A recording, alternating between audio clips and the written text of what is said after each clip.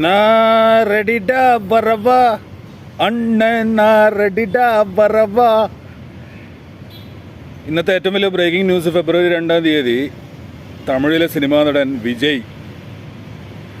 Vijay Joseph Chandrasekhar ഏറ്റവും അവസാനം ലിയോയിൽ കണ്ട് ഇന്ത്യയിൽ തന്നെ ഏറ്റവും താരമൂല്യമുള്ള സ്റ്റാർ വാല്യൂ ഉള്ള നടന്മാരിൽ ഒരാൾ, ഒരുപക്ഷെ ഷാറുഖ് ഖാൻ, ആമിർ ഖാൻ, സൽമാൻ ഖാൻ പോലുള്ളവർ കഴിഞ്ഞാൽ, രജനീകാന്ത് കഴിഞ്ഞാൽ, അല്ലെങ്കിൽ രജനീകാന്തിനൊപ്പം നിൽക്കുന്ന ഒരു സ്റ്റാർ വാല്യൂ ഉള്ളൊരു നടൻ കുറച്ച് നാളായി പറയുന്ന പൊളിറ്റിക്കൽ പാർട്ടി ഡിക്ലെയർ ചെയ്തു.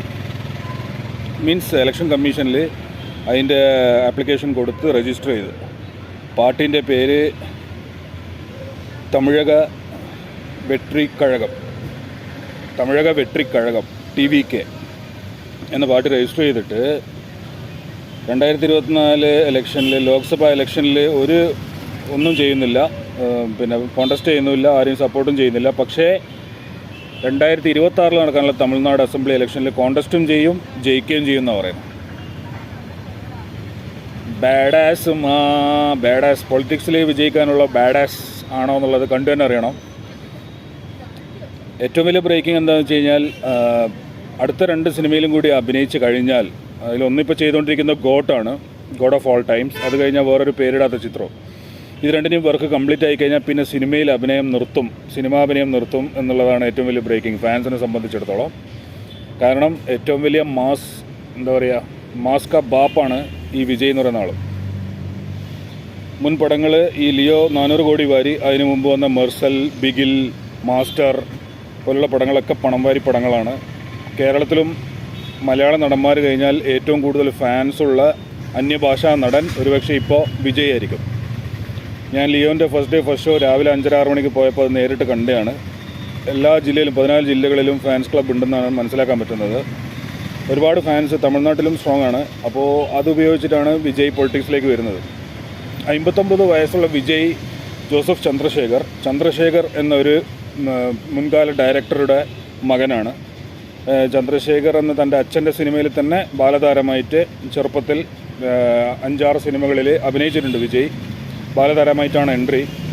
പിന്നീട് നമ്മൾ ഈ തുള്ളാത മനവും തുള്ളും എന്ന സിനിമയിലാണ് ഞാൻ ആദ്യം കാണുന്നത്, ഏറ്റവും വലിയ ഹിറ്റ്. മറ്റേ എന്നിസൈ പാടി വരും ഈ കാറ്റുക്ക് രൂപമില്ലേ എന്നുള്ള ആ പടം.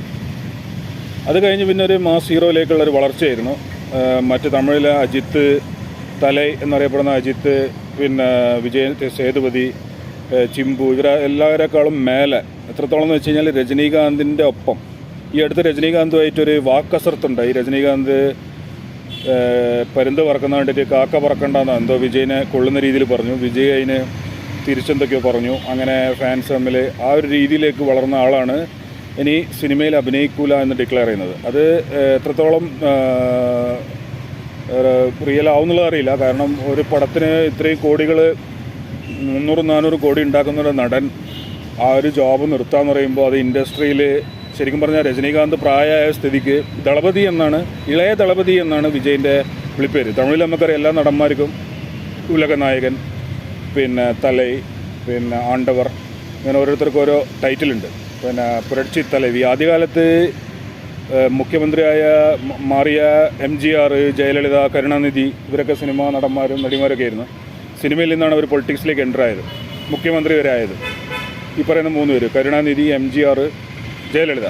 പിന്നീട് പൊളിറ്റിക്സിലേക്ക് എൻ്റർ ചെയ്ത സിനിമാ നടന്മാർ വിജയകാന്ത്, ഈ അടുത്ത് മരിച്ച, പിന്നെ കമലഹാസൻ. കമലഹാസന് പക്ഷേ ഷൈൻ ചെയ്യാൻ പറ്റില്ല, തോറ്റുപോയി, ചെറിയ വോട്ടിനാണ്. കോയമ്പത്തൂരിൽ ഇനി നിന്നാൽ ജയിക്കാൻ സാധ്യതയുണ്ട്. പിന്നെ മക്കൾ അക്ഷീനങ്ങനെ പറഞ്ഞിട്ട്. അതിനുശേഷം ഇപ്പോൾ വിജയ് 49 വയസ്സേ ഉള്ളൂ. അതുകൊണ്ട് തന്നെ സാധ്യത പൊളിറ്റിക്സിലുണ്ട്. അങ്ങനെ എന്തോ കണ്ടുകൊണ്ട് ഫുൾ ടൈം ഞാൻ പൊളിറ്റിക്സിലേക്ക് എൻ്റർ ചെയ്യാൻ വേണ്ടി സിനിമ നിർത്തുന്നു. ജനങ്ങളെ സേവിക്കണം, ജനങ്ങൾക്ക് താനാക്കിയ ജനങ്ങൾക്ക് തിരിച്ചു നൽകണം, സർവീസ് ചെയ്യണം, ഇതൊരു ബിസിനസ് അല്ല, ടൈം പാസ് അല്ല എന്നൊക്കെ ഡിക്ലെയർ ചെയ്തുകൊണ്ട് സേവനത്തിന് ഓൾറെഡി വിജയ് ഫാൻസ് തമിഴ്നാട്ടിൽ ഒരുപാട് നല്ല കാര്യങ്ങൾ ചെയ്യുന്നുണ്ട്, ചാരിറ്റി വർക്ക്സും സോഷ്യൽ സർവീസും. അതുകൂടാതെ കൂടുതൽ ചെയ്യാൻ വേണ്ടിയാണ് ഈ തമിഴക വെട്രിക്കഴകം സ്റ്റാർട്ട് ചെയ്യുന്നത് എന്നാണ് വിജയ് പറയുന്നത്, ട്വിറ്ററിൽ കുറിച്ചിട്ടുള്ളത്. അപ്പോൾ എന്തുതന്നെയായാലും തമിഴ് ഇൻഡസ്ട്രിയിലെ ഏറ്റവും വലിയൊരു സ്റ്റാർ അഭിനയം നിർത്തുമോ എന്നുള്ളത് കണ്ടു തന്നെ അറിയണം. ഇന്ത്യൻ ഇൻഡസ്ട്രിയിൽ തന്നെ എണ്ണം പറഞ്ഞ 10 മെഗാ സ്റ്റാർ നമ്മളിവിടെ പറയുന്നില്ല, Mammootty, Mohanlal, megastar, super star, അതുപോലെ ഒരു മെഗാ സ്റ്റാർ തൻ്റെ അഭിനയം നിർത്തുന്നു പൊളിറ്റിക്സിന് വേണ്ടി എന്നുള്ളൊരു ബ്രേക്കിംഗ് ന്യൂസ് എൻ്റെ വ്യൂവേഴ്സുമായിട്ട് ഷെയർ ചെയ്യാൻ വേണ്ടിയാണ് ഈ വീഡിയോ ചെയ്യുന്നത്. വിജയ് സിനിമാഭിനയം നിർത്തുമോ? ഇനി എന്തായാലും അടുത്ത 2 റിലീസും കൂടി വരാനുണ്ട്, ഗോട്ടും പിന്നെ പേരിടാത്തൊരു പടം. നിർത്തുകയാണെങ്കിൽ ആ 2 പടത്തിനും ഭയങ്കര റിസപ്ഷൻ ആയിരിക്കും. അത് കഴിഞ്ഞ് നിർത്തുമോ എന്നുള്ള കണ്ടു തന്നെ അറിയണം. പൊളിറ്റിക്സിൽ എത്ര ഷൈൻ ചെയ്യും, ബാഡാസ് എത്രത്തോളം വലിയ ബാഡാസാണ് 2026 പറയുന്ന പോലെ തമിഴ്നാട്ടിൽ ജയിച്ച് കയറാനാവുമോ, ഭാവി മുഖ്യമന്ത്രിയാണോ എന്നൊക്കെ കണ്ടു തന്നെ അറിയണം. വിജയ്ക്ക് ഒരു സിസ്റ്ററേ ഉള്ളൂ. വിജയ് തങ്കച്ചിപ്പാസം, ബിഗിൽ പോലുള്ള എല്ലാ പടങ്ങളിലും വിജയ് തങ്കച്ചിപ്പാസത്തിനെ കളിയാക്കപ്പെടുന്നൊരു നടനാണ്. പക്ഷേ വിജയിൻ്റെ ഏക സിസ്റ്റർ പിന്നെ വിദ്യ 2 വയസ്സ് പ്രായമുള്ളപ്പോൾ മരിച്ചുപോയ ഒരു സഹോദരി വിജയ്ക്കുണ്ട്. ഭയങ്കര കാര്യമാണ് വിജയ്ക്ക് തൻ്റെ സഹോദരി എന്നാണ് പറയപ്പെടുന്നത്. കാരണം വിജയിൻ്റെ കമ്പനീൻ്റെ പേര് പോലും വിദ്യ വിജയ് പ്രൊഡക്ഷൻസ് എന്നാണ്.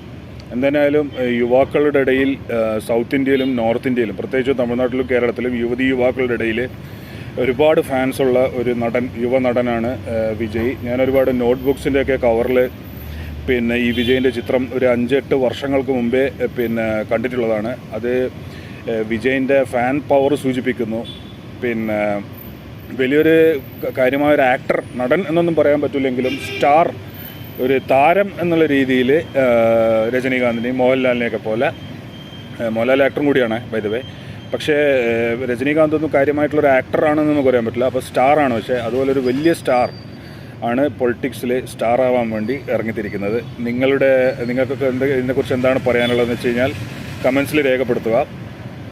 വിജയ് ഈ അടുത്ത് ഇലക്ഷന് വോട്ട് ചെയ്യാൻ വേണ്ടി ഗ്യാസിനോ പെട്രോളിനോ മറ്റോ വില കൂടിയ സമയത്ത് സൈക്കിൾ കൊടുത്തിട്ട് വോട്ട് ചെയ്യാൻ പോയി എന്നും വീട്ടിൽ നിന്ന് സൈക്കിളിൽ ഇറങ്ങിയെന്നും പിന്നാലെ കുറേ പേര് ഫാൻസ് പെട്ടെന്ന് അത്ഭുതത്തോടെ സൈക്കിളും ബൈക്കിലൊക്കെ ഒരു റാലി പോലെ പിന്നാലെ കൂടി എന്നൊക്കെ ബ്രേക്കിംഗ് ന്യൂസ് ഉണ്ടായിരുന്നു. അതുപോലെ വിജയിൻ്റെ മെഴ്സൽ എന്ന പടം പിന്നെ അതിൻ്റെ പൊളിറ്റിക്സ് കൊണ്ട് ഡിസ്കസ് ചെയ്യപ്പെട്ടായിരുന്നു. ഈ കാര്യങ്ങളൊക്കെ ഡിസ്കസ് ചെയ്ത ഒരു പടമായിരുന്നു. നമ്മുടെ ഈ അടുത്ത് വന്ന ആമീർ ഖാൻ്റെ എന്താണ് അതിൻ്റെ പേര്, ജവാൻ പോലെ, ഷാറൂഖ് ഖാൻ്റെ ജവാൻ പോലെ.